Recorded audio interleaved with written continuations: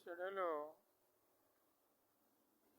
এখন তারা গজবের উপরে গজব কথা ছড়াইতেছে, মিথ্যা একের পর এক মিথ্যা আশ্রয় নিতেছে। এখন মুখের ভাষা নাই, কি ভাষায় বলবো। তারা আমার উপরে কিভাবে আমাকে কি করতে পারবো।